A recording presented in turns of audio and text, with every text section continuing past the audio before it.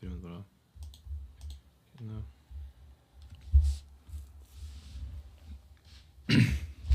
Já, kæru hlustandi, það er 15 lótan sem heilsa okkur á fallegu mánudagi, klukkan orðin 8, YouTube er live, þú veist hvað þið, það er þáttur af 50 lótinni, 15 lótan á kvöldin eins og alltaf, nema þegar við erum á mótana. Ég virka hálf upplýstur í þessu útsendingu, við þurfum að fá betri gluggatjöld. Það vantar ljósi á þig líka. Já, vantar að ljósa á þig, sko. En, já, ég er mjög upplýstur og klástrákur. Herru, hérna, það var ágætis bardaga veisla síðustu helgi, við fengum Aron Frans, hann tók sinn fyrsta bardaginn í Cage Warriors, Manchester, Cage Warriors 207, ef maður rétt. Fór ekki alveg eins og við vildum, fengum svo bara fínt UFC-kart, ágætis heilapopp og skemmtun. Og svo eru þetta UFC í Baku, Azerbaijan. Og já, hverjir verða þar sem blaðamenn? Viki? Það er trivia spurning, hverjir verða á staðnum sem blaðamenn á UFC Baku? Það verða bestu blaðamenn, bara það íþrótta blaðamenn Íslands. Já, ekki. Jú, ég og þú. By default. By default. Mér var hugsað daginn, ég var að gera reel fyrir Instagram og mér var hugsað daginn hérna spurninguna okkar, þína, sem að fekk Dana White til að koma upp þarna Ian Garry, Conor McGregor partaran. Já. Þegar Dana White segir, oh yeah, the Ian Garry, Conor McGregor fight. Einmitt. Það var mjög góð og skemmtileg spurning. En að því að Conor McGregor náttúrulega kom tilbaka 11. júlí móti Max Holloway. Svo fær hann ekki annan bardaga með 2 bardaga eftir samningum sínum. Fær ekki annan bardaga fyrir en ári seinna. Og ég var að velta með mér. Verður það sett upp sem Conor McGregor og Ian McGarry? Það getur verið. Ian McGarry. Hann alltaf að hugsa þetta, sko. Já. En ég var svona ég var að hugsa þetta því að Ian Garry gæti verið champ á þessum tíma. Þeir gætu bara svona for the lollygags hent Conor McGregor í Ian Garry sem bara eitthvað svona superfight í Írlandi, írskan title fight ef að Ian Garry verður title ef hann verður meistari og þá já, þú veist, áttu ég hættu á að Conor McGregor verði aftur meistari eða þú fær bara algjörðan svona bara lamin Conor McGregor ef þú droppar hann þá úr UFC eftir 1 ári viðbót og hann er gjörsamlega lamin og ekkert eftir þá getur hann ekki einu sinni farið inn í annar promotion og gert eitthvað, skilur. Ég var aðeins að hugsa þetta dag. Hann gæti líka orðið triple champ, sko. Já. Þannig að þú ert að spila, það er margir möguleika, sko. Ef hann verður ekki triple champ og klárar bara samningi sinn og það bara herru, Conor McGregor lamin í enn eitt annað skiptið, hann gengur út úr UFC, bara sem bara rusl af manni, getur ekkert farið í PFL eða neitt og úr PFL getur ekkert tekið hann og eitthvað svona við erum konum með Conor McGregor samning superfight eitthvað. Já, ég held að það sé bara of stór til að gera eitthvað þannig, þú veist, ef að UFC-ferillin er búinn, þá er bara ferillin búinn, þú veist, hann þarf ekki að vera eitthvað að fara í PFL eða eitthvað annað, sko. Ég sá fyrir mér að hina stofnarna myndi bjóðunum svakalegan fight, eða svakalegan kontrakt í von að hans star power myndi allt inni gera PFL vinsælt eða Benokul vinsælt eða eitthvað. Já, það var freka Benokul, hann náttúrulega bara, þú veist, á hlutabrið Benokul, þannig að en það er samt svo mikið high stakes í þessu Benokul dæmi, sko. Ég eiginlega geti freka fyrir mér að tækja bara einhvern stóran boxbardaga. Já. Þú veist, eitthvað svona Superboxing? Já, eða bara whatever, fattar þau? Það, já. En þessi spurning sem ég spurði Dana White, þetta er greinilega sko búið að vera mikið umtalað í Írlandi. Þegar ég hitti Íra í Kaupmannahöfn, síðasta daginn minn í Kaupmannahöfn eftir að ferðina með Kollo og Emin. Þá var ég að fá mig Guinness með einhverjum Íra og vorum að tala með MMA og eitthvað. Og ég sagði honum frá þessu og hann bara, I remember that question. Já. Þannig að þetta er alveg bara svona, þú veist, Írarnir tók allir eftir þessu. Þetta er bara búið að vera umtalað í Írlandi, sko. Einmitt. Fór sem eldrum sinnu á Instagraminu. Einmitt. Instagram okkur gerði gott eftir Londonferðina. Já, ég sá fucking eitt vídeo með yfir 1 million views. Já, 1,1 million. Melissa Mullins goes crying on the scales. Já, einmitt. Vá, ég bara einhvern veginn komur á óvart, sko. Já.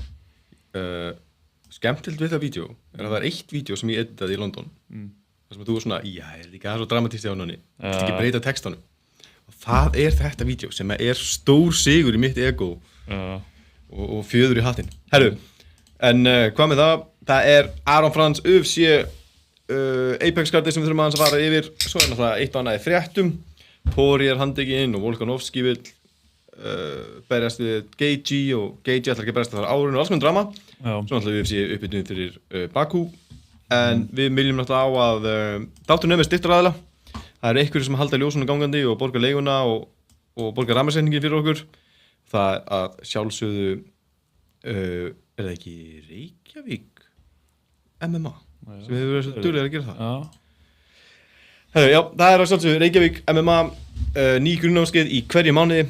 Eða langar að byrja að æfa, þá mæli ég með Viðar og þeirra 2 og bara, þú veist, Halla í kickboxið og Hákon og Heklu í MMA-ið og fullt af góðum kennurum hann í Reykjavík MMA. Er Hákon og Hekla aðal svona MMA 2 þjálfarnir í dag? Já. Var náttúrulega Hákon og Kitty. Já. Það homoerotíska dúó þarna. Það er núna Hekla og Hákon. Já. En það sko Hekla orðin eitthvað svakalegt monster. Ég glímdi við hennan daginn og hún bara svo gjörsamlega pakkaði mér. Ég sá ekki til sólar sko. Oft sé ég alveg til sólar en ég sá ekki til sólar. Sem var erfitt. Svo er náttúrulega Yngling hafmarkaði árangurinn með Yngling fæðibótavörum. Það eru náttúrulega steiribóstar, sveppablöndur, Sylegit og fleira gott. Þú fær 15% afslátt með afsláttkóðanum 15 lotan 15. Ef þú notar það við checkout á yngling.is. Svo mælum við sjálfsögðu með barndagstyrknum hans Níko. Heldur okkur strákunum ferskum og góðum. Er hérna seggu yfir í Heklu, hún var að fá hérna Superfight á þessu glímumóti. Já. Hvað heitir þetta? Stockton Grand Prix. Já.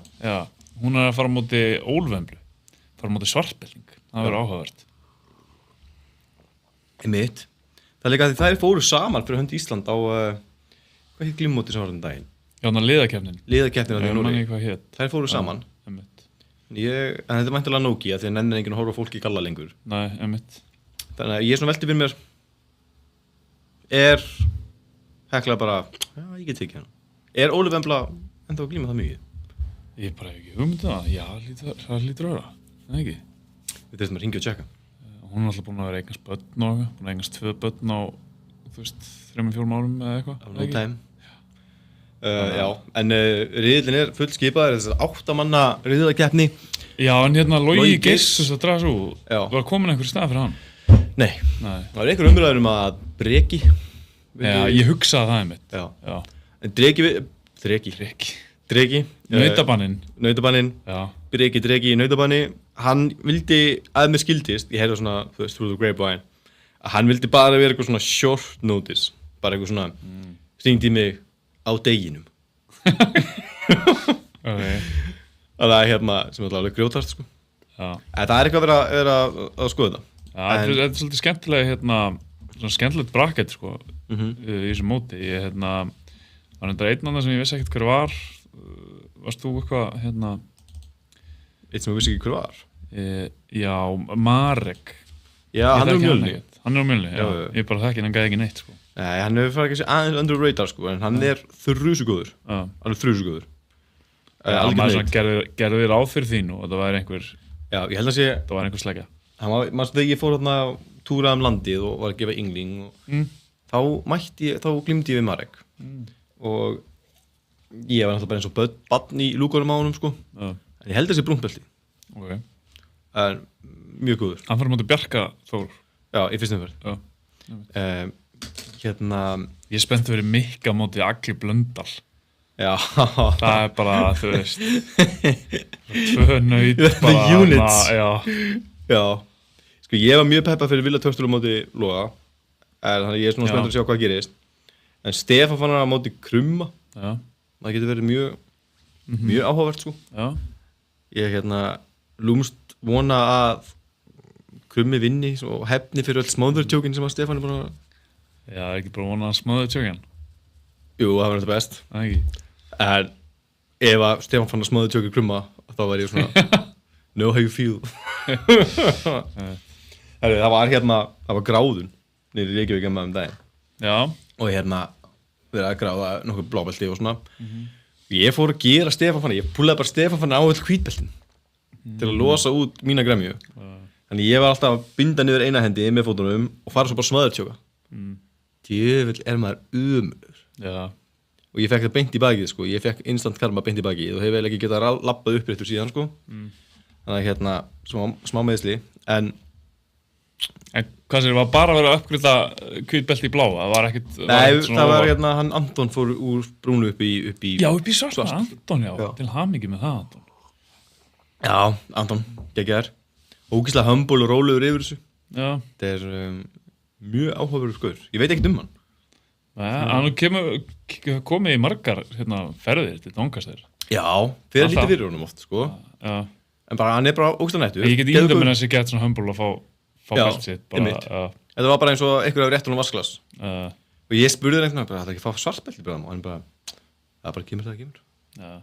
Og svo bara, þú veist, fekk hann svartabelti sitt og lét bara eins og einhver var að segja hann hvernig veðrið það morgun og en bara hann var vel kliftur með flotta mottu og tók þessu bara vel, sko.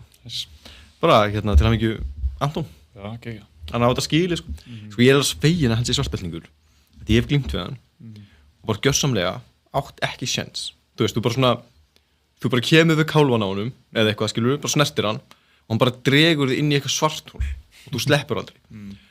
Og ég skil ekki hvernig, þú veist, einhver random útlimur getur orðið svona svarthól og svo dreigir mann bara inn og maður bara maður fer bara í eitthvað svona fight or flight og maður kemst ekki til burtu og ég bara svona, guð minn góður og hann bara brúnbeltingur.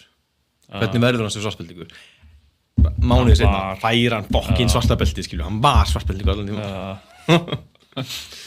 Já, þannig að það mjög skemmtilegt. En annars ekki komið með upplýsingar frá Mjölni þetta Stockton Open, eða Grand Prix. Nei, en já, þetta náttúrulega bara næstu helgi. Já, þetta Tjarnbíó. Já, einmitt. Þannig þetta svolítið bara eins og Unbroken var, svipu stemming, gulra. Einmitt. Og það cash prizes, það eitthvað sem að það cash prize. Einmitt. Veitu hvað mikið það? Nei. Millions. Ég sá fyrir mig 100 skall. Já. Þú veist, ég veit ekki, hvað ætlum að selja mikið af miðum í Tjarnbíó og... Ekki það mikið, sko. Þú veist, þetta 150 seti eitthvað, ég veit ekki. Það eitthvað mikið meina það. Þetta inn á tix.is, eða ekki? Jú, ég held það. Við erum svo illa undirbúin hérna. Mjölnir Invitational miðin kostar 6.500. Já. Gert fyrir 3 klukkutíma sjói, sko. Það var bara spurning hvað taka marga í sæti, sko. Komum ekki að reikna þetta þannig. Já. En pluss leik á salnum og eitthvað. En skemmtilegt. Af hverju við ekki bara, ég veit til að vita, sko, ef þetta er manageable, sko, þá getur við alveg safna flöskum og dósum og haldið svo eitthvað glímumót. Bara 8 manna riðlakeppni, MMA-fréttir open. Cash prize, 10 skall. Já, eitthvað svoleiðis. Já. En já, þú veist að við ættum náttúrulega að vera að gera það, sko. Já. Þetta búið að vera hugmynd lengi að halda eitthvað glímumót og eitthvað. Já. Ég hef alltaf viljað svona smá season, sko. Þeir eru alltaf nefnt season, svona eins og Unbroken til þeim var, sko. Það var svona áttur season. Það var svona nett, sko. Sérstaklega fyrir svona hvít og blábeltinga season. Herru, gaman að þessu. Þú hefði vantanlega horft á UFC síðustu ekki? Já. Hvernig fannst þér Manel Kape á móti Ég var með peninga Horiguchi, sko, og hann byrjaði þetta svo fucking vel. Og þú veist, maður náttúrulega bara, maður veit að Manel Kape bara fastest hands í UFC, en Horiguchi virkaði bara alveg jafn snöggur og ekki sneggri allan í fyrstulótinni, sko. Og var alveg, þú veist, hann náttúrulega svakalegu munur á rýtsinu, þú veist, Kape er svo fucking stór og langur eitthvað, en Horiguchi var svo fucking snöggur og hann náðalega, þú veist, þú veist, það var einhvern veginn allt going according to plan. Þangað til þetta högg kom. Var þetta í þriðju lóti eða? Það var þetta í annarri lóti. Þetta var í þriðju lóti. Þetta var í þriðju lóti, já, einmitt. Það var einhvern veginn allt going to plan. Þú veist, mér fannst Horiguchi vera að vinna 2 lótur. Já, í sammála. Hann var 2-0 yfir. Þetta var líka bara svona Manel Kape svona, hann bara heppinn að hitta hann svona bak við eyrað einhvern veginn. Og bara jafnvægisskinnið bara farið bara svona. Og hann bara gerði kjúklingadansinn. En Manel Kape virðist vera með eitthvað skrítið power með við flyweight. Hann er bara svona one punch knockout power gæi sem maður sér ekki oft í flyweight, sko. Já. Hann fær performance of the night bonus. Já. Ég er samt svona eitthvað. Já, svona. Þú veist, varst að tapa 2 lótum. Já. Og svo lendur þú bara svona the puncher's chance, einhvern veginn. Að mér var sko Haraguchi aldrei verið í ykkur svona vesenni, skilur. Það var bara Nei, já, nákvæmlega, hann var bara að vinna þetta í 15 mínútur næstu. Svo kemur þarna 1 högg og allt búið, fattar við. Einmitt. Og Manel Kape lappandi inn í hópnið sitt í andra lótu. Hann var alveg svona eitthvað, bara ég hefði getað chilla og farið í title fight, ákvað að taka þennan fight, hvað er ég að gera? Það var svona body language í hans. Svo lendur hann svo ekki eldri manni líka. Veist, hvað er Kyoji? Hann er 35 ára.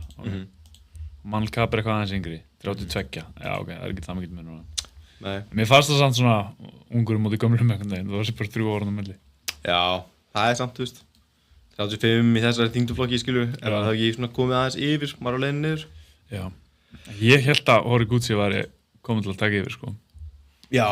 Það var svona mín tilfinning, ég sett smá pening á þetta og ég hafði fullt trú á hann, sko. En það leit hann fokkin vel út að hann bara alveg þangað til. Já, hann gerði þannig bara. Ég held að hann væri duglegri, sko, ég held að hann myndi sparka meir í lappirnar á Manel Kape, sko. En hann hefur gert það bara í öllum börnunum sínum. Eitthvað svona stíð þetta hægra, svona stórt skref til hægri, komið svo tilbaka bara og hlaðið í eitt gott leg kick. Og einhvern veginn allir orðið stönd yfir þessu. Það kannski bara út af Manel Kape svo mikið í softball. Já, líklega það. Það var svona meira inside low kicki sem er í boðið, sko. Já, það er alltaf bara, já, það breytir eins og. Það breytir eins og, það er rétt í þess. En Manel Kape var svona eitthvað að skipta, sko. Já. Hann gerir það. En kannski Southpaw sé bara besti counterinn við Haraguchi. Ég gleymi alltaf hvað hann heitir. Ég finn það. Þetta er bara erfitt að munna þessi asísku nöfn oft, sko. Já, ég á erfitt með þetta. Herru, en Manel Kape fer þá væntanlega bara, hann er bara næstu í titilbaráttu. Já, þú veist, hann var það fyrir þetta, þannig að þú veist, það er engin annar sem ætti að gera það, sko. Þú veist, er náttúrulega þú veist, Pantoja ætti að fá, þú veist, þegar hann jafna sig á meiðslunum, þá ætti hann náttúrulega að fá að fara aftur í titilbardaga, en ef hann þarf að setja eitthvað lengur hjá út af þessum meiðslum, þá náttúrulega meikar ekki neitt annað sens heldur en að Manel Kape fái næsta sens, sko. Já. Einmitt. Ég held að það væri líka bara algjör bengar að sjá Joshua Van og Manel Kape. En ég var alveg svona, já, ég myndi alveg fíla það, sko. Já. En þú veist, ég veit ekki, þú veist, með meiðslin, sko, hversu ljóð meiðslin það voru hjá Pantoja. Ég veit ekki hvernig hann kemur tilbaka, sko. Það var bara einhvern brotinn olbói, olbóið öxl. Það var ekki fallegt. Nei. En ég held að Joshua Van sé ekki mjög gott matchup fyrir Manel Kape, sko. Nei, ég saman. Þú veist, hann keyrir svo mikið á menn og hann ábara svolítið, þú veist, Kape er svo góður á móti gaurum sem bera virðingu fyrir kraftinum hans og snerpun hans. Já.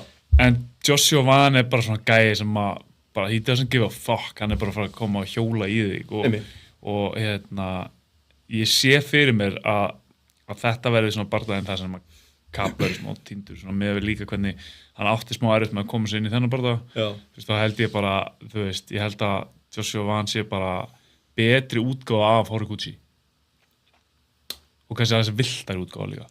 Já, betri strækir útgáfa. Horiguchi er alltaf spyrir svolítið, hann er alltaf að hóta fellinu, sko, menn Joshua Van gerir rauninni ekki, sko, og ef þú ætti eitthvað svona stræka við Joshua Van, sko, þá bara, það er eiginlega svona bytti fyrir það, sko, og þó að Manel Kape sem eitthvað kraft í höndunum, þá finnst mér eins og Joshua Van sem er alveg jafn mikið kraft. Já, hann er blá. Og alveg með högu, sko. Hann er að fara að setja miklu meiri fæir og miklu meiri hita á Manel Kape. Já. Heldur en aðrir hafa gert, sko. Já. Þannig að, þú veist, titilbardaði næsta á Manel Kape, en hvort það skýr honum eitthvað, sko, ekkert svo sem það. Þannig svona, já.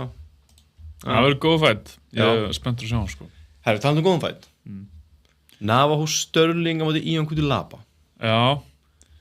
Mér var skrítið hvað Ion Cutelaba bara hætti. Já, hann bara, bara ground poundaði mig bara, ég ætla bara eitthvað.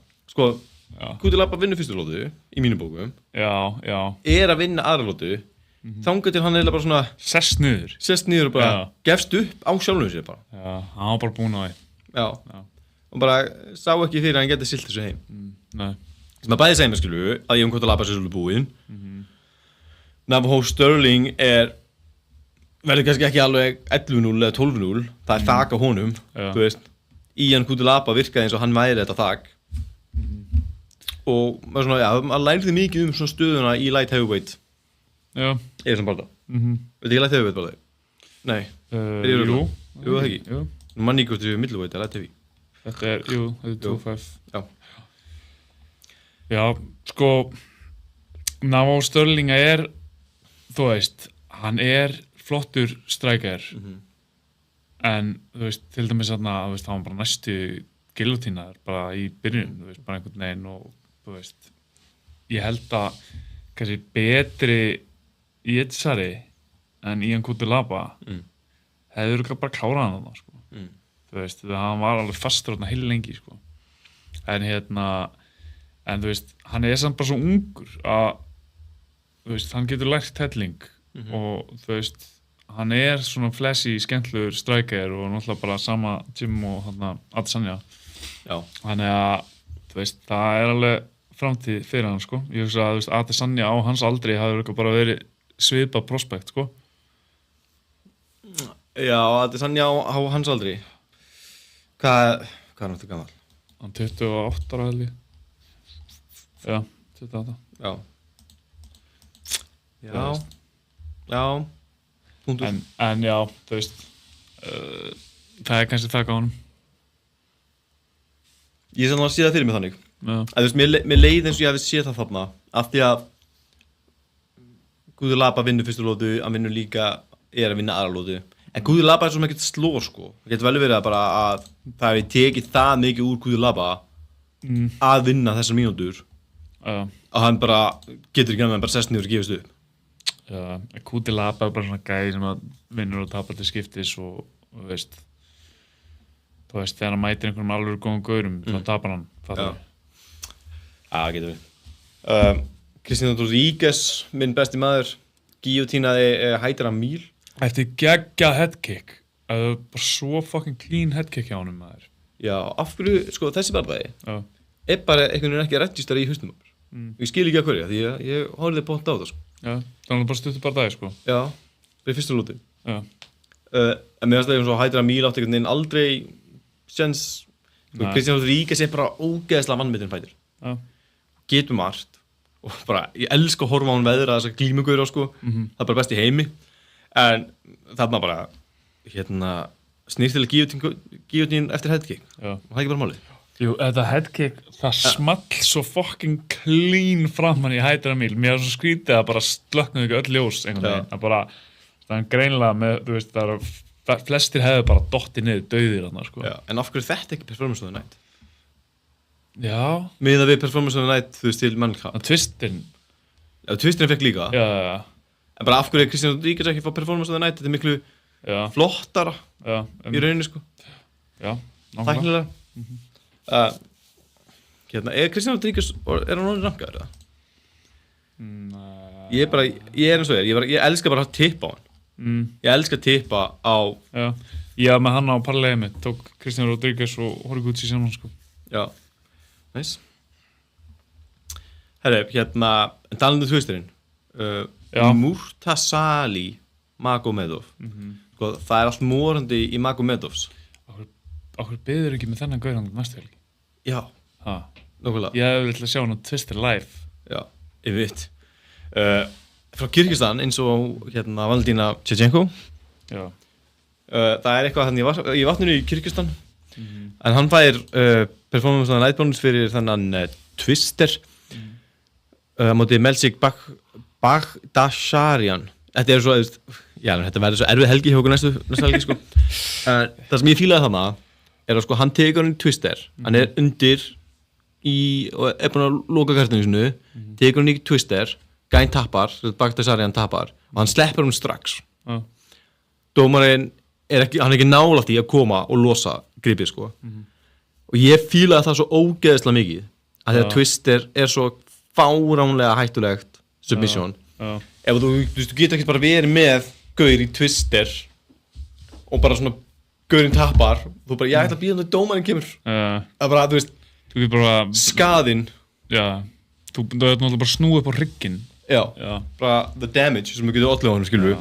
Þannig að hann líka sleppti og svona, þú veist, hann þarf í rauninni, sko, Mustafa Ali Magomedov, það í rauninni að gambla á að Baghdasaryan taki ekki eitthvað brasilískt tap, skilur og eitthvað svona, nei, ég gerði það ekki eitthvað, þú veist þannig að hann fæk mikið af cool points frá mér Magomedov, hann já, ég fíl hann mjög mikið og bara kornungur já, það líka bara UFC debut hans já.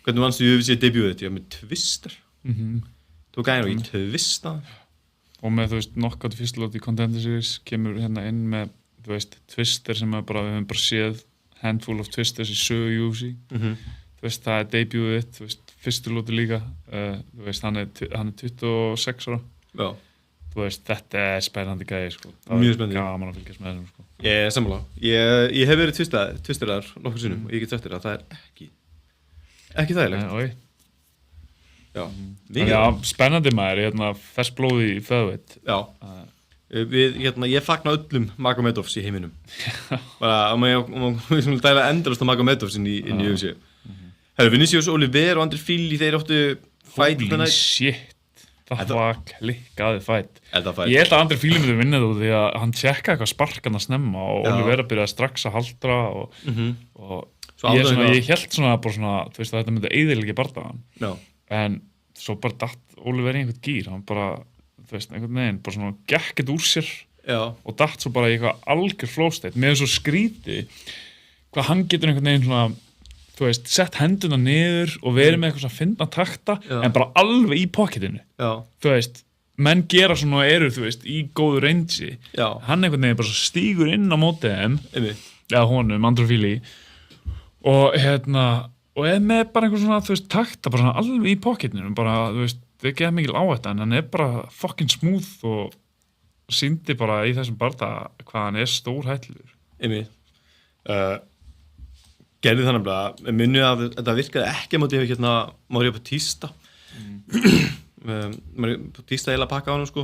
En það var líka Andri Fili, sko, lenti það bara sparki í body og Vinicius Oliveira bara hann er bara sést á honum, skilur hann stendur frá hann og er bara öskrar úr sásöka en svo einhvern veginn bara verður Andri Fili bara eftir þetta bara, hann verður úrslega ragur bara með rassinu upp við búrið og er bara látið berja sér það er oft sem gerist þegar menn lenda svona ógeðslega góðu body höggja eða sparki að þú veist, þá verða það bara svo hrættir við annað svona, þeir vita bara þú veist, ég má ekki við öðru svona Já, og Vinicius Oliveira var alveg þar, skilur við, eftir að Andri Fili sparkaði í hann. En náir samt, skilur við, eins og að hann lappar í gegnum leg checkið og þetta sparki bóti, skilur við. Hann, þú veist, Vinicius Oliveira fyrir að grafa djúpt. Já. Til að, þú veist, sækja sigurinn hérna. Þannig að... Það early adversity. Já. En þú veist, það er eiginlega svo mikið mistök Andri Fili, skilur við, að leyfa sér að hanga á búrinu með rassið upp við búrið. Í staðan fyrir að sörkla, skilju, láttu bara Vinicius með illt í fætunum og illt í riðbeinunum. Hann hafði þetta að keyra meira á hann þegar hann var með að middan, sko. Það líka, þú veist, hann tjekkar þetta spark og hann alveg haldrar og þú veist, þá var hann bara svolítið að keyra á hann og svo líka, þú veist, stutt eftir það, þá lendir hann einhverjum höggum og þú veist, hann er með Oliver í vandræðum. En hann samt einhvern veginn bara svona bakkar og svona leifir honum að koma og sækja sér og leifir Oliveira bara dett í sitt flæðið í stæðan fyrir bara, þú veist, keyra á hann þegar þú serða hann meiddur. Þannig að svona smá svona fight IQ vantaði aðeins upp á það hjá Andri Fili hérna kvöld. Já, einmitt, það vantaði alltaf upp á það. En Vinicius Oliveira er bara, þú veist, hann er bara monster for man, sko. Hann er bara ógeðslega stór, teknískur, einhvern veginn, dettur í þetta flow state, erfitt að díla með hann. Herru, ég tippaði á Kevin Borgia sem átti Andri Lima fyrir 5,75 í stuður. Jaha. Það var 1 af 2 underdog bettum sem ég tók. Já, ok. Lá bara upp í rúmi niður í vinnu og var eitthvað, tekið það. Sofnaði yfir fætunum, sko. Aha. Já, vaknaði svo bara eitthvað svona, þú voru að vinna $200 og ég bara, yey. Nice. Kekka. Já, cool bett maður. God, love it. En hinn underdogin sem ég tók var Melissa Mullins múndi Bia Mesquita. Já. En ég held, sko, ég þekki Mesquita ekki, sko, en hún er greinilega bara eitthvað jiu-jitsu ace. Hún er rosa jiu-jitsu. Já. Núna á 3 barða sigurgöngu. Allt með submissions og þetta var bara ógeðslega vel unnin armbar. En Mullins, sko, smelta með twist, beint í smettið sko og rota hann næstu því sko þannig að það henni sko Mullins kýlir hana niður í gólfið, eltir hann svo og það eru mistökin, að því svo kemur bara Jitsið og bara stúdar henni. Hún er alltaf svo búin að vera bara, þú veist, í Jiu-Jitsu, þú veist, að glíma bara, þú veist, á glímumótum, bara átt svaka feril þar, sko. Ég sá eitthvað vídeo mitt fyrir þetta kvöld hvað, þú veist, hvað já, að menn voru að hæpa hann eitthvað svakalega mikið upp, sko. Og já, þetta er svona mjög klassískt sem við sjáum frá Brasilíu, skilur við. Mjög gott jits, léleggt striking, en gengur samt í MMA upp á vissu marki. Þetta er alveg svona frekar classic, eitthvað sem við séð oft á þau. En ég peppa fyrir henni, sko, ég er spenntur. Já, en ég man samt sko að því við spjöllum við Melissa Mullins þegar við vorum í London síðast þá var hún svona svolítið að tala svona hætta þessu MMA-dóti eða svona var svona hversu mikið álag þessi þá líkamann og hún vilja verða mamma og var svona komið með svona aðrar hugmyndir heldur hann að vera endilega eitthvað svona fæta UFC þannig að það er spurning hvað við fáum frá Melissa Mullins en ég hef alltaf fylgst með henni af því að hún kemur úr hún var alltaf í Golden Ticket og stákandi Mjölni og alltaf að fara á Golden Ticket og berjast og það var svo gaman að sjá eitthvað frá Golden Ticket svo sama amateur sjóið og stákandi Mjölni hafa verið að fara mikið á hún alltaf buffaði Dammi já, hún gerði það vissulega líka þannig að sjá eitthvað ná svona langt skilur þannig að maður var alltaf búin að fylgjast með henni eftir það ég fylgist ekkert með henni út af Dammi bara daganum ég var alveg saman það leave my Dammi alone þannig að herru en við fengum líka þetta var mjög gott UFC-kart tekið ekki frá því mjög skemmtilegt ég var með eitthvað 3-piece seðil en hann floppaði á Nascimento bardaganum ég hef búin að posta ég bið alla afsökunar sem að tippuðu með mér en við töpuðum á split decision en Aron Frans var á Cage Warriors 2007 í Manchester hóruður á þetta live? Já, hvernig fóruð þið? Hann leit bara ógeðslega vel út alveg þangað til að þetta gerðist þarna.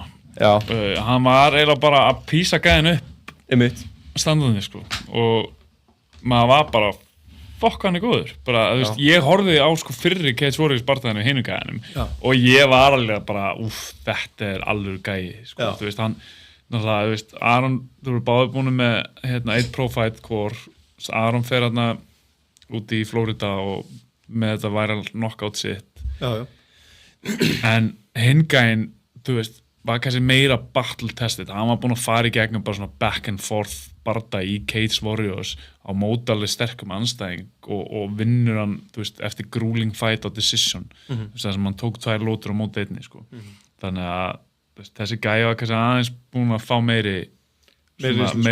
meiri pro reynslu og leit bara ógeðslega vel út í þessum bardaga sem hann vann sko þannig að ég var alveg bara svona þú veist, ég var að horfa á þann bardaga ég var bara eitthvað shit gæði var 3-0 eða ekki í MMA Jack McLaughlin eða eitthvað sem áhugamaður nei, sem próf eða ekki hann var bara 1-0 líka býtum við nú þurfum við aðeins sko hann er 3-1 núna eftir sigurinn nú, ok, var hann bara með 1 í hann var 2-1 inn í Cage Warriors já, ok hann Jack McLaughlin já, ok, ég er það eitthvað miskinn McLaughlin ég veit ekki hvernig ég var byrjað fram McLaughlin Jack McLaughlin þannig að eitthvað alvöru skásir en það er mál sko, það var mikill reynslumunur á þeim sko Aron Frans að debúa ég spurði Aron Frans í dag, ég rakst á hann svona fyrir tilviljun í dag og spurði hann hvað hann fengið mikinn tíma til að undirbúa sig hann svona pínur svona yfti öxlum svolítið eins og hann væri ekkert að fá eitthvað svona official kamp fyrir þetta skilu þetta er svolítið bara svona verstu tilbúin en hann var búin að vera mikið sko að tala fram og tilbaka en hann sagði sko að Cage Warriors hefði fílað hans stíl og hans allt sem hann gerði mjög mikið sko hann bara fílaði hans fighter og lofuð honum öðrum fight þannig að við fáum mjög að sjá Aron Frans aftur í Cage Warriors búrinu en hann var mjög svona hann alltaf bara að berjast skilur 3-4 svona árinu sko þetta voru geggjuð, þú veist, hnén sem hann lenti snemma, bara svona steig inn með hné í bótið, það leit fokkin vel út, strækki hjá honum og bara þú veist, 1-2 bara smeltan og þú veist, hann var bara, já, mér varst hann bara alveg með þetta í byrjun. Og líka bara svona glímu tilburðinni, sko, til að byrja með. Já, ógeðslega flokkurinn varðist fyrir að takedownu. Já, sprólið og hvernig hann bara, þú veist, höndlaði sig í glímunni var ógeðslega nett. Það er svona komið svo mikið óvart, sko, hann sagði eitthvað í skilabón til okkar að, Jack hafði eitthvað náðu rokkan. Já, ég sá það samt ekki. Nei, ég sá það ekki heldur, sko. En ef Aron segir það, sko, þá verði ég bara trú honum, sko. En ég sá samt ekki, sko, höggið. Hann gæti á rokkan svona. En það meikar samt sens að hann hefði verið pínu stönd rokkaðir. Því mér var svona, að hann tekur eitthvað svona hægri krók og bara oversvingaðan grimt. Jack fyrir undir, næp bóti lokk, tekur hann niður, ég man ekki nákvæmlega hvernig hann fór að því, endar bara með bóti lokk á bakinu og svo tekur við bara jitsið og það er bara ógeðslega auðvelt fyrir hann að setja krókan inn, ógeðslega auðvelt fyrir hann að rúla honum á bakið, ógeðslega auðvelt að koma höndunum undir hauguna og það er bara svona, það koma alveg svona röð mistaka einhvern veginn og maður svona horfir á þetta og maður svona, hvað er að gerast einhvern veginn? Bara hvað, en þú veist, og svo segir Aron bara, já, hann bara rokkaði með ykkur hokki og það er bara svo, ok, það er alveg hlýtur að vera af því að það myndi útskýra þessar röð mistaka ekki nema hann hafi bara einhvern veginn frosið og bara taugakerfið hafi einhvern veginn bara pumpað á sig, skilur við þannig að það var svona, en þú veist ég er ekki að drullið fyrir Aron Frans, skilur við hann getur lagað mig alltaf vikunar og ég get bara að kenna hann glímu en það var samt alveg svona þetta var skrítið, en ég sá bara úrslitin sko eftir á, þannig ég vissi hvernig það hefði farið ég vissi hvernig það fór svo þegar ég horfði á bardagan eftir á og ég var að horfa á bardagan og ég bara, tapaði Aron Frans þessum bardagan, bara hvernig gerist það og svo kemur einhvern veginn bara svona, búm, tikk, tikk, tikk, tikk bara klárast á 5 sekúndum hann er náttúrulega ekki bara, þú veist, það er greinlegt hann er ekki með fulla rænu þarna þegar þetta er komið í gólfið af því þetta var bara einhvern veginn og auðvelt, hann er bara einhvern veginn, hann er bara sofandi á raunum þegar þetta er komið í gólfið það var svona einhvern veginn, já sem er, þú veist með hvað hann varðist fyrir að takedowninu vel það meika ekkert sens að hinn gæði bara tóka niður og bara klára þetta svona þannig að það var svona sko easy fix, það er einhvern veginn svona ok, þú ert búin að taka rippa svona plásturinn af og einhvern veginn, ok, þú ert komin í Cage Warriors búin að ganga um stressið og ell lús og láður performa vel og svona tapaðir, en tapaðir með svona easy fixi, skilju þú er bara, þú veist, komaði einhvern veginn þú veist það er svona moment þar sem að menn eru stönd er rokkaðir og maður sá það eins og þegar Gunni rótar á móti Ponzi Nibbio, skilju, hann er svona stönd og það kemur svona þar sem að þú svona missir rænu og þá fer bara eitthvað svona autopilot í gang og þá sér maður að þegar Gunni verður rokkaðir þá fer hann mikið í svona hringlaða hreyfingar sem er svona kardidót, skilju af því maður þá sér maður eiginlega svona á Gunna bara að baseline hans er kardi af því að bara þegar þú ert eiginlega bara á einhverjum autopilot og þarft að verja það einhvern veginn að Gunni er bara eitthvað svona wax off, wax on, skilju en þá er mér spurning vantaði einhvern veginn svona autopilotinn þarna hjá Aron Frans, og svona, hvað gerir systemið þitt þegar þú ert rokkaður illa og systemið fór ekki í að tökka hólbana við mjöðmiðar og passa að lappirnir kom ekki inn og eitthvað svona vesen, skilur eða spróla upp eða whatever það vantaði alveg svona við sáum ekki alveg hvað autopilot hans Aron Frans er en og hún er bara næst, skilur en það er bara svona þessi vingill þannig að en þetta er samt alveg bara svona bankin sem allir hata, skilur það er reynslubankin en það er bara þangað, skilur en ég myndi samt segja, vel gert að Aron taka hana bara það, skilur gegn Gauði sem er 2-1 inn í stofnuninni það var alltaf uphill battle og ég veit ekki okkur ég held að Hengaði væri 1-0 ég hlýt bara að hafa skoðað einhverja vitleysa síðu eða eitthvað þegar ég var að skoða þetta fyrir fætin varstu inn á Pornhub? Já, það hefur það var 1-0 þar já, það verið þar, sko herru, það var vísa til Baku, staðfest, nice já, herru, þetta 50 skall sem ég var ekki að vona eiga vona að þurfa að eyða í dag 50 skall? Ég veist að fá náttúrulega flýti meðferð fyrir nýtt vegabréf þú fær ekki vísa í Azerbaijan nema vegabréfið gildi meir en 6 mánuði þú veist, þannig að mitt rennur út núna í einhvern tímann átt að renna út í ágúst þannig að ég þurfti að fara á bara að græja nýtt vegabréf í dag Hvað þurftur að borga mikið fyrir flýti meðferð? 40 skall Nei! Jó. Og svo 10 skall fyrir vísaða 40 skall fyrir vegabréf? Shit Já Þú býður þess ekki bætur sko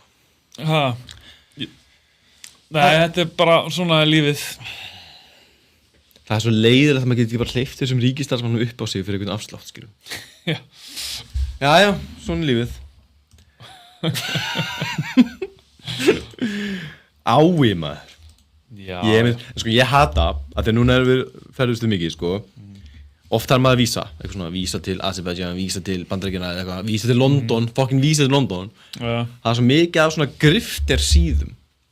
Svona eitthvað svona milliliðs síða sem að er svona flott og fallega sett upp og eitthvað svona, já, hörðu það, kostar svona mikið að fá vísa til London eða whatever. Og það er kannski bara, þú veist, 200 eurur eða eitthvað. Og maður er svona djöðlega dýrt, en af því að þú veist, þeir eru númer 1 og Google og svona, þá heldur maður að það sé mest legit síðan. En svo er alltaf einhver önnur síða sem er svona official government síðan sem er ekki jafn notendavæn lítur illa út, er bara ljót, skilur við er bara númer 8 á listanum hjá Google eða eitthvað og þá kostar það, þú veist, 20 eurur eða eitthvað að fá vísa Hvað borgaði þú fyrir þitt vísa? Ég borgaði 10 skall, sko Já, 10 skall, af því að ég þurfti flýti með fyrir vísa, sko En mamma sagði að það verið, sko, $20 Já, einmitt En það var samt alveg svona official government Azerbaijan En ég fór hérna aðra síðu einmitt það sem að var sko $250-300 og ég var bara svona haldt úr kjaftið þetta er fucking grifter síða Ég held að í alvegni þegar ég hætti með hennar business hérna MMA Freddy business þá ætla ég bara að gera eitthvað svona vísa bull síður eitthvað svona ég skal taka við vísa applicationinu setja í AI botta og láta hann sækja þú veist vísaðið þitt skilur við sem er pottið það sem þessar síður gera Helvítis grifter drasl maður Já Ég held bara að Azerbaijan væri í Evrópu Er Azerbaijan ekki í Evrópu? Azerbaijan er í Asíu eða sko Tæknilega sé Asíu þetta er einhvern veginn svona liggur á mörkunum en þetta er hinum megin við Kákasusfjöll og tæknilega sé þú veist er þetta Asía en þeir fá að taka þátt í Eurovision og eitthvað ég bara held að væri Evrópa þannig að þú veist maður er ekki búin að pæla í þessu eitthvað Mín landafræði miðast við Eurovision Já, nákvæmlega Ástralía er líka í Evrópu Já, þú veist ég meina bara, já, þú veist ég held bara að þetta væri Evrópa út af Eurovision, sko Já, nefnilega, sko Já, þetta er svona 50-50 Asía Því ég hugsaði mitt bara Azerbaijan er í Evrópu við MMA fréttir, við förum alltaf á kort í Evrópu Já, við erum bara, hér er kart í Evrópu Vestur Asía, here we come Það er bara svona, sem er djúsvissan En, já Þannig við förum þá til Asíu Já Langt síðan farið til Asíu Ég hef aldrei farið út fyrir Evrópu áður Þannig að þetta er aldrei farið út fyrir Evrópu? Ég hef aldrei ferðast út fyrir Evrópu Þannig að þetta er nýtt fyrir mér, farið til Asíu En samt semi-Evrópa Eða þú veist, á mörkunum Já, við finnum bara einhverja ferð svona, þannig að við getum bara farið til svona vestur Azerbaijan og þá ertu komin til Asíu svona officially fyndið svona er Azerbaijan en ég er ekki búinn að finna neitt teiknara eða neitt svona ekkert svona alvöru til að gera en við missum af media dayinum ég ætla að skipta ákvæm UFC að vera með media day á miðvikudegi þegar meðan við erum að ferðast og svo er ekkert á fimmtudeginu og svo weigh-ins og ceremonial weigh-ins á föstudegi, UFC Fight Night er náttúrulega á laugardaginn. Þannig að við erum bara ferðumst yfir, tekur eiginlega bara sólarhring að ferðast. Missum á media day, fáum svo 1 frídag, svo bara weigh-ins og eitthvað. Djöfis vesen. Já. Ég var í það svikin. Það verður svaka ferðalag hjá okkur maður. Bara, þetta eru 2 milliflug, eða þú veist 3 flug til að komast til. Já, ég held að það ekki Dansk, svo Prag. Svo Azerbaijan ef maður rétt þetta er tjóðsvesen sko og svo tökum við smá frí í Georgi áðurum fyrir svo ég fer svo á Kate Steel í Breitlandi, í Doncaster þetta var bara stemning Já. en hérna Og það lítið skemmtilegt kart sem við erum að fá hann í Bakú sko. já, ég ætla að klára eitt sko Já. en ég bókaði sko bæði í Tbilisi og í Bakú bara eitthvað svona 4-5 stjörnu hótelgistingar fyrir sko 200 eurur fyrir 5 nætur sko eða 4 nætur fyrir 2, þú veist, ég og þú fáum sikkert herbyggið með king size rúmum sko þetta er bara eitthvað bull, bara downtown King in the Castle King in the Castle þetta er bara eitthvað bull en já, við fáum gott kart líka Já, byrju, við verðum í einhverju íbúð í Bakú svo verðum við á einhverju svaka fína hóteli þarna í Tbilisi já, í downtown þarna já Nice einmitt, þannig ég þarf að skoða þetta aftur sko en ég held að þetta sé bara 5 stjörnu hótel skilju en það er miklu meira bara að þetta er gamalt og eitthvað svona fancy þetta virkar ekkert stórt, þetta virkar alveg pínu svona eitthvað Í Tbilisi? Já, það er eitthvað í gamla bænum Já, einmitt, við erum víst á góðu svæði, fekk að heyra það og hérna, Immo Skram rappari, ætlar að gefa okkur alls konar tips Hver? Immo Ívar Skram, legend in the game Immo Skram? Hann var í Original Melody old school íslensk rapplinsveit Já, hann bjóð hana í mörg ár held hann að vera að vinna fyrir Rauðakrossinu eða og hann ætlar að gefa okkur alls konar tips Það er veistu voða góð svona matar og vínmenning þarna ég hlakka mjög mikið til Einmitt Þú náttúrulega hérna Það hætta þessari edrumennsku að núti Já, þú þarft ekki að vera edru lengur Nei, ég ætla allan að leiða mér að drekka rauðvín sko, það er klásmál Já, ég held að væri meira hvítt í Tbilisi, er ég bara eitthvað að rugla? Ég það ekki, heldur sem alls konar Já, ég ætla bara, ég hugsi ég fá mig líka Já, ekki bara Jú Ég er bara dagur við brjósklós og eitthvað, bara að glíma svo mikið Já, Ég er bara allir fögt Einu sem getur lagar að ég er gott reynisglas Já Herri, en við fáum ógeðslega gott kart í Bakú Bakú, Azerbaijan Já Þess að við ætlum að drekka rauðvín og vera fancy að því Þannig að bara Rafael Fishev Mr. Azerbaijan á móti Manuel Torres í 5 lótu lightweight barða Þetta er klikka main event sko Þetta er klikka main event Það sem er svona, það sem að mér finnst áhugaverðast í þessu er Rafael Fischer er náttúrulega 1-4 í þessu 2. Hann er búinn að tapa 4 börnum.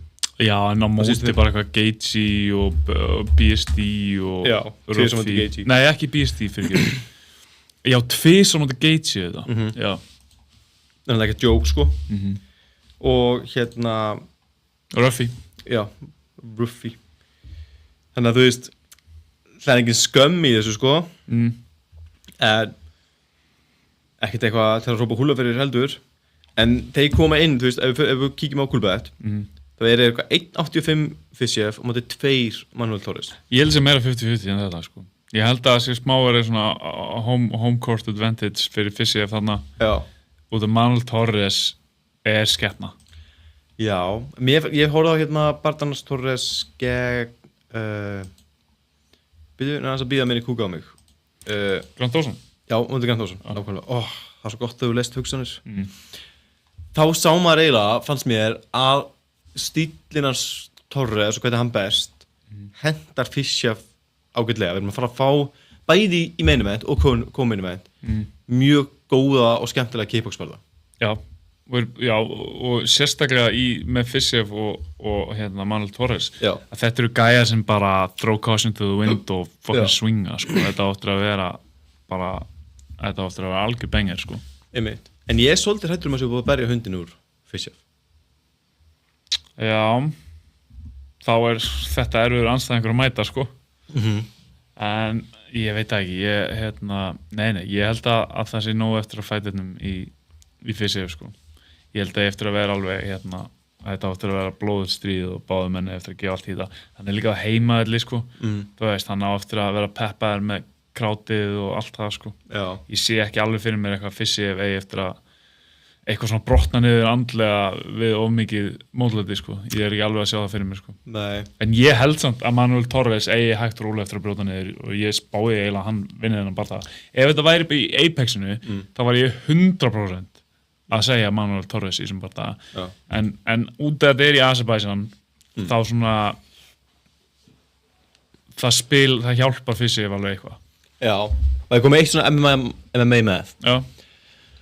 Sko Fiziev er búinn að tapa 4 með síðustu 5 en hann vann Ignacio Bahamondes Bahamondes er eini maðurinn sem að Manuel Torres er búinn að tapa fyrir af síðustu 5 þannig að mér líður svona eins og að svona rebound gæinn svona Rafael Fiziev er svona ég verð að vinna eitt svona komið smá skrið best að berja hérna Ignacio Bahamondes og meðan Manuel Torres er bara ég komið svo langt í UFC ég er frá að mæta Ignacio Bahamondes ég tapaði, hann var mikið fyrir mig smá þannig að því svo mætir hann bara Drew Dober og Grant Dawson uppfærða áreindar svolítið þeir eru ekki það góði strækjarar skilur ekki á leveli við Fiziev en já vissulega þú veist en svo veit maður ekki að því að þegar Fiziev var lamin í fyrsta skipti á móti Justin Gaethje notabenni í fyrri barðanum á móti Justin Gaethje þá er Fiziev að vinna fyrstu 2 lóðunar svo kemur eye-pokeið Justin Gaethje eye-poke Fiziev og það snýr barðanum við það er svona hálfa þriðju lótu í barðanum eftir það mjög svekkjandi tap fyrir Fiziev og hérna var þetta ekki split tap eða eitthvað þetta var eitthvað mjög tæft allavega fyrir barðanum móti Gaethje já flettum við bara upp tjekka þig en svo með hans í fætunum það er að pulla út í seinni barðanum í næsta barða eftir á móti hérna Gaethje með eitthvað leg injury það var sko hann átt að mæta Charles Oliveira pullaði því nei, hann hérna tapar fyrir Matthews Gamrot leg injury önnulóta majority decision fyrsti barðan ekki móti Gaethje majority decision þannig að ekki alveg unanimous en Justin Gaethje náttúrulega alveg buffað í seinni viðureigninni sko en þá var leiðmanninn eins og hundurinn manni farinn sko en ég er mikill Fiziev maður nei bara málið bara Justin Gaethje lætur alla bara þú veist fattar eins og Topuria þess að andlita á Topuria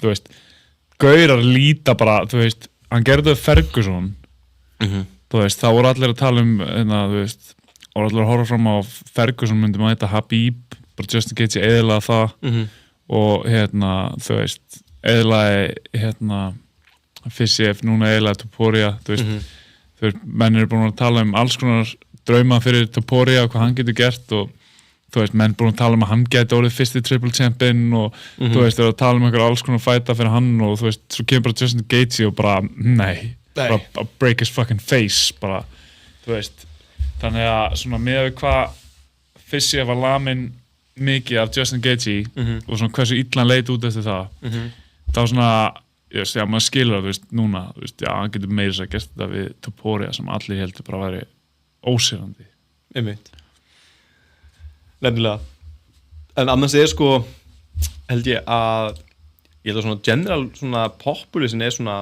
split af þessum barða það sko fanvote segja 59% Torres 41% Fiziev já það já ok ég held allan að þetta verði bengar maður þú veist hver einasti barda í Manuel Torres í UFC hefur endað í fyrstlotu þú veist hann gefur allt í það sko hvað gerist þá ef við förum ég held að það fari lengra ég held að þessi bardaði fari lengra og hvað gerist ef við förum lengra þú veist er hann með tankin í það eða það er spurning þú veist eða sko ok er Manuel Torres að fara að rota Fiziev í fyrstu lótu í Azerbaijan meinum eftir Azerbaijan að hann kemur bara BOOM rotar Fiziev ég sé það ekki alveg fyrir mér sko það væri svakalegt sko en ef hann gerir það ekki að þá erum við komnir í svona í vatnið sem að hann er fyrstu lótu gæði skil hann er með alla barðana sína í UFC sigur eða tap í fyrstu lótu einmitt svona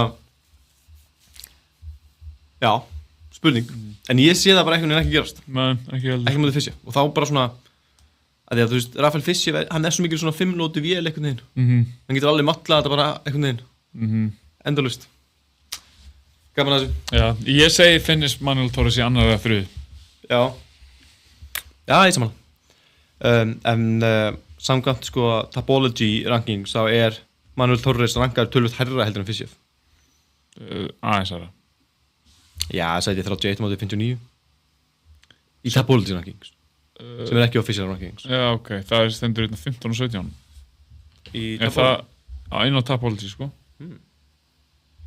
já ég veit ekki alveg hvað það þýðir En allan, co-main event Emmanuel Torres rankaði nummer 13 á official UFC og hérna Nei, þeir með eitthvað nýtt sem heitir Strength of Schedule. Hvað fokkan með það? Það ekki rankings. Já, ok, skiptir ekki máli. En svo erum við Michel Pereira móti Shara The Bullet Magomedov. Já. Eða Last Pirates, segja. Já, hérna ég hef alltaf verið svo mikill fan af honum, hérna, Michel Pereira. En svo hefur maður séð eitthvað svona, þú veist, svona veikleikamerki í ýmsum fætum hjá honum undanfarið, sko. Þetta verður svona áhugaverður fæt, sko, þú veist, ég veit ekki, þetta verður örugglega bara standandi kickbox fæt, því að hvoru maður er eitthvað þekktur fyrir einhverju svakalega glímu, allavega ekki Shara Bullet, sko.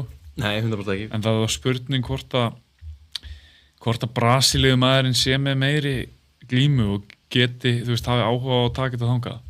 Af því að, þú veist,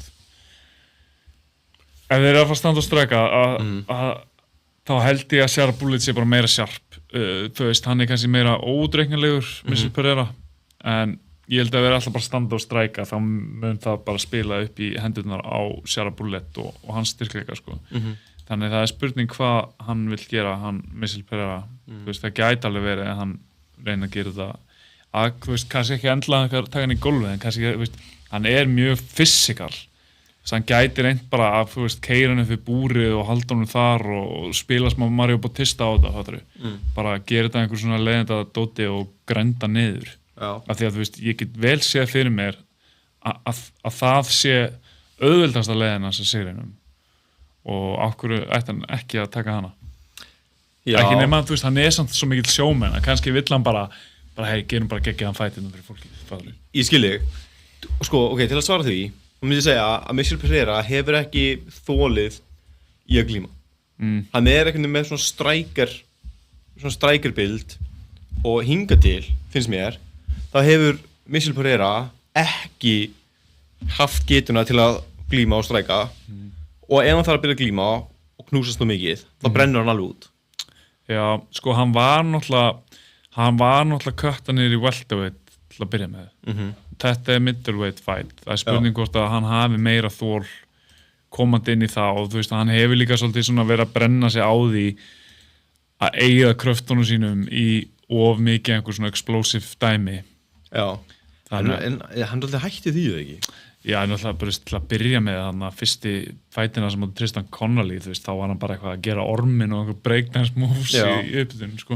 Ég man það að hann lappaði inn í búrið og svona, það er bara að gera walk-in í sitt, sko, og þá var maður bara, nei! En svo hefur hann alveg verið bara eitthvað, þú veist, að taka backflip á hann og menn og, þú veist, verið að gera einhver svona move og, þú veist, hann er eitthvað að hoppa af búrinu og eitthvað svona, þú veist, spinna sér af því og eitthvað svona. Þú veist, hann er alveg búinn að vera með fíflalæti, sko, en alltaf minna og minna einhvern veginn. Sérstaklega eftir að hann fór að tapa, sko.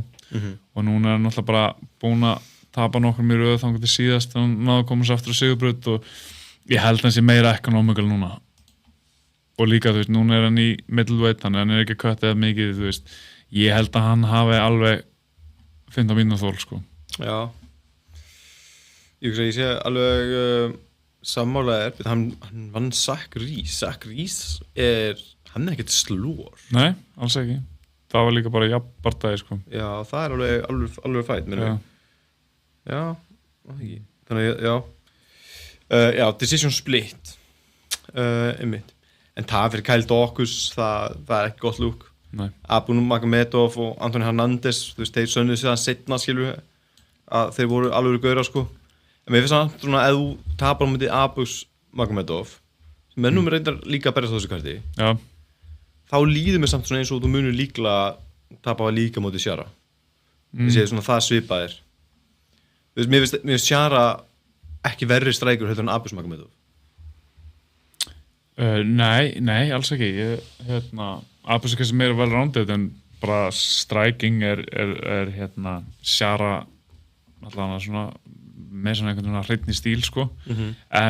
En Abus er góður, sko. Málið er að Abus hefur bara mætt ógeðslega góðu competition í UFC. Já. Og þú veist, maður skilur alveg að þú veist, töpin sem hann hefur tekið eru móti Joe Pyfer Borræjó og Sean Strickland Já. þú veist, annars hefur hann bara unni hina og hann með, þú veist, hann með sigur yfir Bruno Ferreira líka berist á þessu karti og hefur bara litið mjög vel út í barndanum sem hann unnið, sko. Þannig að hann alveg, þú veist, hann alltaf bara gasa út mútið Sean Strickland og leita óslega þar út og maður hefur kannski svolítið dæmt af þeirri framistöðu, en hann hörkufætir, sko. Já, nefnilega. Ég alveg sammála. Það líka bara það að það tekið Strickland í öðrum barndanum sínum. Það algjört svindl. Strickland bara lítið út eins og bara fá þetta, sko. En það búið að vera eitthvað, sko, bíf á milli Magomedov og Pereira. Eitthvað svona, minni að Pereira hafi ekkert tekið upp ísraelska fánan eftir eitthvað barða og Shara Magomedov durlaði eitthvað yfir hann fyrir það. Hvað var málið með það? Af hverju fjandanum var hann með eitthvað fána Ísrael? Eitthvað að styðja Ísrael. Styðja Ísrael og Shara bara, heyrðu, eftir fáið því bara að styðja þjóðamorð á Palestínumönnum. Ég held að það basically eitthvað Christians versus Muslims beef þarna. Christians, það bara Jews. Já, þú veist, Abrahamstrúar. Hvað segir þið? Þetta ekki allt Abrahamstrú. Já, við förum nú ekki að Já, við förum ekki þangað. Já, en svo var líka Missy Pereira var eitthvað bjarga einhverjum hundum í flóði í Brasilíu. Já, ok. Og Missy Pereira fór að bjarga hundum á flóðinu og postaði á Instagram og Shara Bulli Magomedov var bara þú veist mikið fucking Instagram hóra. Bara ekki þetta fyrir eitthvað fucking cloud. Já, Durlaði eitthvað yfir það. Það var bara skemmtilegt. En ég ætla að setja á Shara Magomedov. Já, ég gerði alveg trúið, sko. Ég held að Missy Pereira, ef hann sniður, þá gæti hann gert svona eins og ég segi, reyna eitthvað bara að klesa hann upp í búrið og gera þetta einhvern svona leðilegu grenda niður. En ég held að hann sé ómikið sjómenn. Hann vill eiga skemmtilega, hann hlakkar svolítið til að fara og eiga eitthvað skemmtilega striking exchanges á móti Shara og ég held að Shara bara eigi eftir nánum. Já, það getur alveg verið, sko. Bara, þú veist, ég sé alveg fyrir mig bara eitthvað headkick, knockout, sko. Headkick, knockout, you're dead. Já, getur verið. Þannig að þú dugur Pereira. Nei, Shara. Já, ok, Shara. Já, ok. Herri, Nazim Shatikov á móti Mateusz Camilo. Þetta eru þeir gaurar sem ég þekki bara rosalega lítið. Ég var litla tilfinningu fyrir þessum bara Shatikov, þú veist, hann óslega góður, sko. Hann hann með Ray Longo í horninu sinu, góðan þjálfara, sko. Ég þekki Mateusz Camilo eiginlega bara voða lítið, sko. Hann alltaf bara búið með 2 bardaga í UFC, 1 sigur, 1 tap. Man svo sem ekkert eitthvað allt og mikið eftir honum eða hvað hann góður í, sko. Nei. En Shatikov alveg gæi sem maður hefur alveg bara svona wow, þetta er skemmtilegu gæi, sko. Það var svona eina tapið hans en móti Farisíam sem náttúrulega bara sko, Farisíam smóka en ég horfði hann bara það Farisíam smóka sá getið sólar. Já, mitt. Og þú veist, Farisíam var, sko, það síðasti sigur hans á, sko, 6 bardaga sigurgöngu sem hann var á hann tapaði hann daginn, sko. En hann hefur litið vel út, sko, hann Shatikov fyrir það eina tapið hans og þú veist, hann vann Terence McKinney sem líka búinn að vera bara ógeðslega flottur undanfarið. Þannig að þú veist, hann getur stríkt hvernig sem sko. Ég myndi halda að Shatikov væri big favorite en kannski að fletta upp hvað Coolbet segir. Já, en má ekki gleyma, sko, Shatikov ásamt sko hann barði sannlega á Azerbaijan-kartunni í fyrra 2005 og þá var sábardagi gegn Nicholas Motta var nominated sem Fight of the Night Fight of the Year 2005 þannig að en Shatikov víst, sko Azerbaijan maður sem að fættist í Rússlandi en ólst upp í Brooklyn. Þannig að það er eitthvað svona multikulti saga þarna bakvið. En hann alveg klálega svona home favorite, sko. Já, einmitt. og ég held, þú veist, það er 3,05 á anstæðingum, sko, Já. 1,4 á honum, þannig að, þú veist, að hann er alveg heavy favorite og sko, eins og ég hefði trúað, sko. Já. En ég bara þekki Camilo ekki nógu vel, sko, til að geta sagt eitthvað og mikið hennan fætt, sko. Nei, virkaði sem bara, ég horfði á hann áðan, sko, virkaði bara rosalega durable og flottur, sko. Já. Svo þannig að sé, sko. Ef upp á það komið, en, ég verð að viðkynna fáfræðin minni hérna, sko. Bara, þetta er bara gæði sem búið með 2 fæta. Já. Mér finnst eiginlega svona full ofalega á kartinu. Með við? Já, þú veist, ég skilða út af anstæðingum. En, þú veist, ef Camilo væri bara að fara að mæta einhverjum öðrum random gaur, þá væri hann ekki svona ofalega á þessu karti, sko. Já. Hann er svolítið svona B-side fighterinn hérna. Já. Ég sammála. Ég dætti svona óvarsinn að skoða á karti 12. júlí með hérna Conor McGregor. Þetta er það flott. Já. En já, áðurinn fyrir tökum við ADHD-kast, sko. Ok. Ég hugsa að ég verð bara að taka hérna, ég tek alla aðsverðan, held ég. Já, alla frá þessu svæði. Já, ég bara... Það er sniðut, sko. Líka bara ef fætar fari decision, sko, þá vitum við að það verða þeir, sko. En Aso Almabaya frá Charles Johnson, það er ógeðslega erfið fætur úr kolla. Já, samanlega. Charles Johnson er geggjaður. Já. Bara, þú veist... búin að vera ógeðslega flottur. En Aso Almabaya fekk hann inn. Já, Almabaya er búin að vera geggjaður líka. Já. Þú veist, hann er bara búin að tapa mútið Malkab og, þú veist, Malkab er bara hérna... Bara næstu í titilinn, skilur við. Já. Og meðan Charles Johnson svo fram og tilbaka og þú veist, ef við ætlum að beita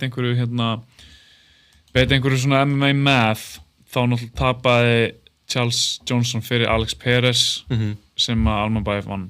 Já. Þannig að það er eitthvað.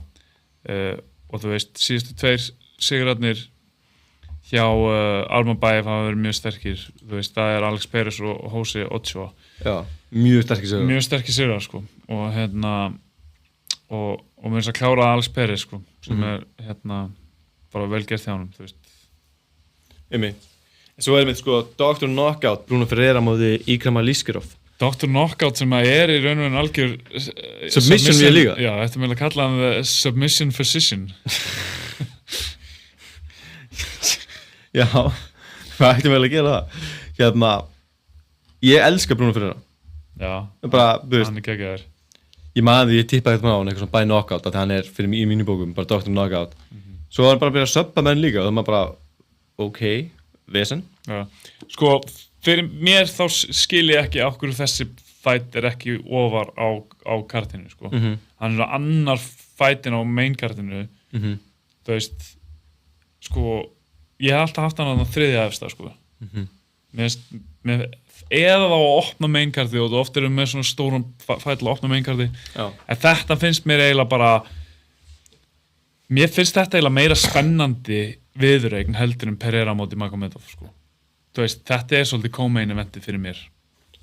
Já, ég hugsa, sko, ef þeir væru, sko, stærri nöfn per se, skilur við, þá væru við okkur komið þangað. Þú veist, Sjara Magomedov er svo mikið star power dæmi, sko, en þessi viðureign þú veist, þetta er þú veist, fyrir UFC nördana núti, þú veist, þá eru menn búin að vera að æbóla þessa viðureign. Þetta er geggjuð viðureign.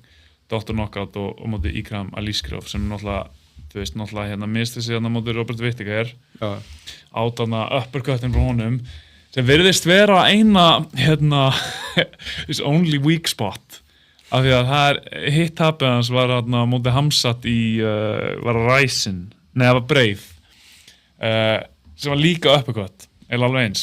Já, þannig hann er weakness fyrir uppercuts. Já, hann er bara, en fyrir utan það, sko, þá er hann bara búin að eiga flawless, feril. Já. Er bara 2 fucking uppercuts sem hafa eðlagt allt fyrir honum. Þannig kannski það leiðin fyrir Dr. Knockout að finna uppercutin. Já, þetta er eiginlega bara besta greiningin. Ég veit ekki hvort ég get bætt ykkur við þetta. Þetta er góð uppercut greining. En ég er svona, já, ég held að Aliskerov sé bara tæknilegri, svona, þú veist, Bruno Ferreira, hann er bara svo sterkur, en mér líður svona eins og ef að hann finnur ekki einhvern veginn svona höggi sem hann setur í gólfið, skilur, að það ert ekki að fara þangað. Nei, Hann líka alveg, sko, stuðlöðin á Coolbet alveg 1.38 á Ikram Aliskerov og 3.20 á Bruno Ferreira, hann alveg big underdog, sko. Ég myndi samt ekkert eitthvað count hann out, sko, hann alveg lifandi hundur. Já, en það átt að mætast á áður, 318. Það svolítið langt síðan. Já, Aliskerov dróð svo úr barnarum. Þannig að spurning hvort Ferreira liðið sé búin að kortleikja þetta. Það ekki það langt síðan, það bara fyrir 1 ári. Já. Væntanlega kannski bara Azerbaijan fyrir ári síðan eða? Já, ábyggilega. Getur verið. Þannig já, maður svona sko einhver 4bets algoritminn gefur Ferreira 53% líkur á að vinna. Þannig að ef að það er rétt, að þá eru stuðlanir off ef að það er 3.20. Já, ég held að þessi jafnari fætið það, sko. Já. Alveg klárlega. Þetta er meira 50-50. En Ikram Aliskerov samt bara, hann skepna, sko. Já. Og þetta á þessu svæði í heiminum, það verða dómarar þarna sem verða með nöfn sem enda líka og vaff. Þannig að, svona, þú veist, já, ef þetta fer allir leið, þá held ég að Ikram Aliskerov vinna þetta decision, sko. Já. Ég sé þetta ekki fara allir leið, einhvern veginn. Nei, ég gæti alveg trúa að þetta endi með knockouti, sko. Já, af hverju sé ég fæ svona sterka mynd af bara Aliskerov í kanvísunum bara að róta. Já, heldur að Bruno Ferreira róta hann? Já. Já, ég held að Aliskerov vinna hann bara það, sko. Já, ég ætla að skoða betur, ég ætla að skoða kardíóið hjá Bruno Ferreira. Ef hann byrjar að slugsa í seinni þá slepp ég að betta hann. Annars held ég að þetta sé alveg lifandi hundur, sko. Já. Já, ég held að það sé það klálega, 3.20 er alltaf mikið á hann, sko. Já, eiginlega. Hvað finnst þér hérna Abes Magomedov múti Mihail Oleksiuk? Það er alveg spennandi fætt, sko. Mér finnst náttúrulega Oleksiuk búin að vera flottur, sko. Hann náttúrulega hann átti smá svona lélt rönn, en svo er hann búin að núna eiga fínt rönn. Og náttúrulega vann Marc-André Barriolt sem er unit sem er flottur, sko, mjög góður sigur, sko. En og það er spurning, þú veist, hvort að hinir andstæðingarnir, þú veist, þegar hann var á sér taprinu hafa verið of sterkir. Já. Og svo hafa verið að fá náttúrulega, við vitum Cedric Dumas og Meryl Jessers eru ekkert svakalega sterkir sigrar, sko. Nei, það er ekkert. En mér finnst samt eins og, þú veist, hann kláraði það á báði fyrstu rótu og mér finnst svolítið eins og þetta sé svona new and improved Oleksiuk, sko, með við hvernig hann var þarna til dæmis eins og móti Kevin Holland og Sharra Magomedov, sko. Þannig að, já, mér finnst Oleksiuk með skemmtilegan svona boxstíl, sko. Og, já, ég held hann klári Abes Magomedov. Ég held að vera late finish í þessum bardaga, sko. Já. Ég held að verði skemmtileg striking fight framan af, sko. Svo held ég að bara svona hægt og rólega í Oleksiuk eftir að taka yfir og ég held að hann klára hann, sko. Ef þetta er skemmtilega staðrind. Abus og Sharra Magomedov eru ekki skildir, en þeir eru búin að æfa saman í Tælandi. Þeir eru búin að svona co-æfa fyrir sína bardaga. Þannig að spurning hvort að Abus Magomedov svona fái eitthvað svona Sharra power í hennar barða, sko, hvað það þeir hafa nýst hver öðrum vel. Kenna hann double bullet. Double bullet. Ég veit. Það væri frekar hellað. En þessi barða átt að vera, hann var upplega tilkynntur sem main event. Aha. Já. Var það ekki bara svona fyrsti barðaðin sem var kynntur, eða? Þessi barða var kynntur snemma á kartinu og var, sko, en var kynntur sem main event, sko. Já, ok. Svona main eventið verður þessi barðaði. Já, ok. Og fanbaseið gjör svona dörrlaði yfir Mihail Oleksiuk og Magomedov, Abus.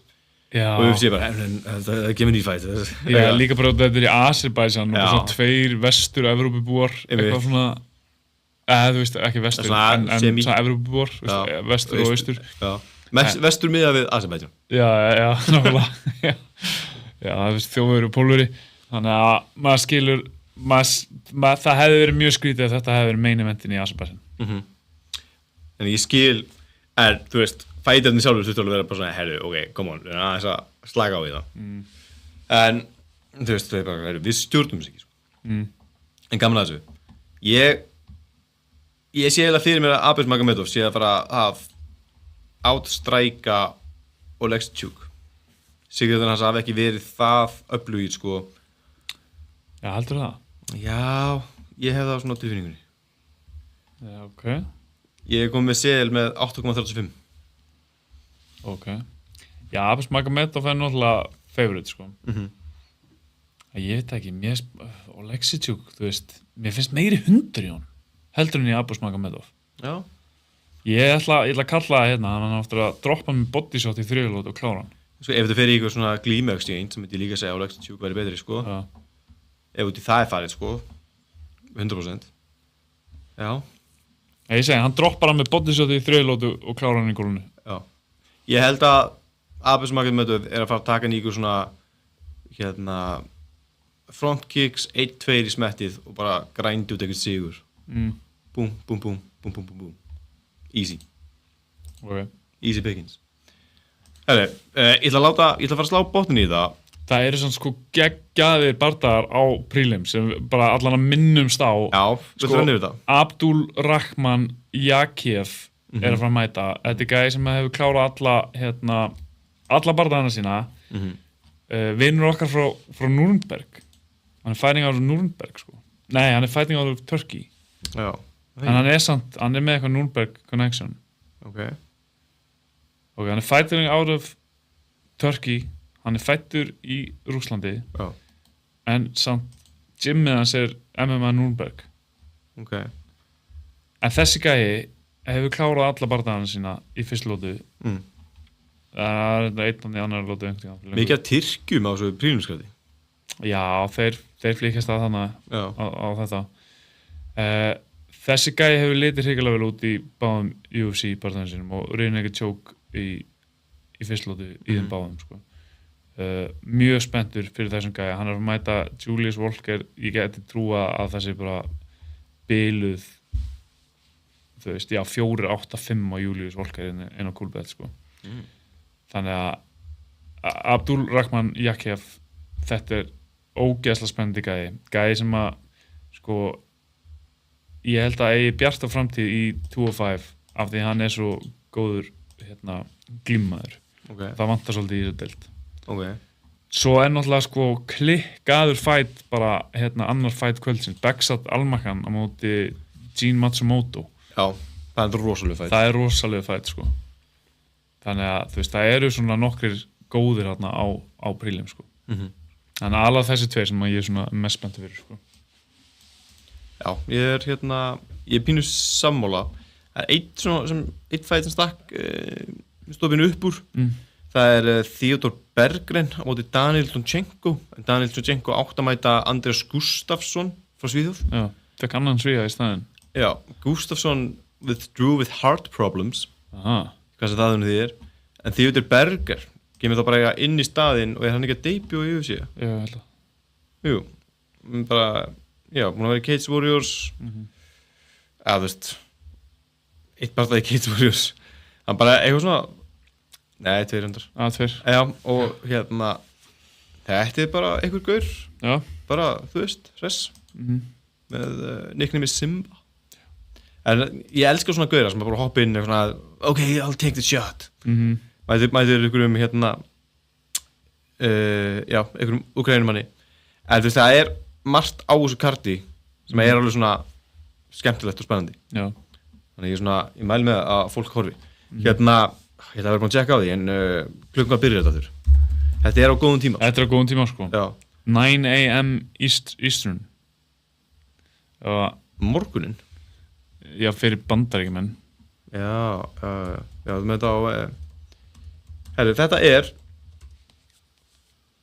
Megingaldi byrjar klukkan 4. Já, þetta er klukkan 1 eftir hádegi í Reykjavík. Þá byrjar prelims. Já. Þannig meginkart klukkan 4. Meginkart klukkan 4. Það er bara stund. Já. Það er stund. Það er eitt annað í fréttum, ekkert eitthvað super mikilvægt, en Justin Gaethje ætlar ekkert að berast meira á árunu og Justin Borja var handtekinn fullur. Það var búin að kynna Ian Garry á móti Makhachev? Á móti Islam Makhachev. Já. Það er eitthvað. Það verður eitthvað. Það verður klikkað, við erum alltaf næstum aðeins á því í byrjun þáttar. Við gerum það. Herru, ég ætla bara að slá botnin í það. Við þökkum öllum fyrir að hlusta og við, sjáumst eiginlega bara á UFC Baku. Já. Nú kíkja þangað. Já, hvetjum bara fólk til að fylgjast með samfélagsmiðlunum okkar. Það verður hellingur af efni sem þetta þar inn mælgina. Já, og bara eða mjög spurningar eða áskorunir eða einhver komment. Ef ykkur finnst byggja á fitnað eða eitthvað að gera senda honum skilaboð og láta hann vita. Það er alveg rétt, sko. Ertu búin að bæta þig? Já, ég er 85 kíló, sko. 85 kíló? Já, nei, 84 reyndar.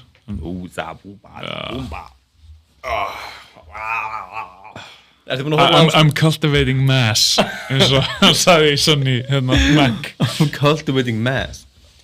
Ertu búin að horfa á Star Wars? Þú veist, þegar ég er að leika Jabba the Hutt. Star Wars, já. Þegar ég er að leika Jabba the Hutt, þú tengir Ég fatt það, já. Ok. Ég var alveg stressað, sko. Ég væri alltaf bara og þú væri ekki að fatta referensin. Nei. Það væri hrikalega vandræðalegt. Ef ég hefur þú, það hefði ég sagt nei. Herru, við þökkum öllum fyrir að hlusta. Við sjáumst ekki að vikuliðinni. Jú. Já, við tökum bara vídeóþátt í Georgíu. Við sjáumst í Georgíu. Já. Þannig við tune in, ef við ekki bara hafa mánudagskvöld klukkan 8. Mánudagskvöld klukkan 8? Henda ég eitthvað livestream? Já. Já. Ef það neti í Georgíu, allur er ekkert erfitt. Já, ég sé fyrir mig eitthvað svona hamstri í svona hlaupahjóli sem er að keyra eitthvað svona router og það er bara svona engin sem við tökum ekki annars svona drikkjuþátt. Já, eða hvað? Sjáum til. Hversu með rauðvín eða eitthvað? Já, mannstu þau tókum þetta í Fraklandi, búum við nokkra Mai Tais og svo enduðum við bara í 20 mínútur að kalla Bjögga og mjölni bara fóla. Bara þetta er mikið fucking stöð. Og hann reknir á torginu. Já, og alltaf einhver purraður frakk er hann að loka veitingastæðinu sínum og við alltaf bara alveg Býta aðeins. Við erum að klára smá livestream. Já, við tökum hvort sem verður live ekki og tökum við þáttu upp í Georgíu. Já, við gerum það. Stemming. Það verður bara stemming. Herri, takk að þið fyrir að hlusta. Við sjáumst í Georgíu.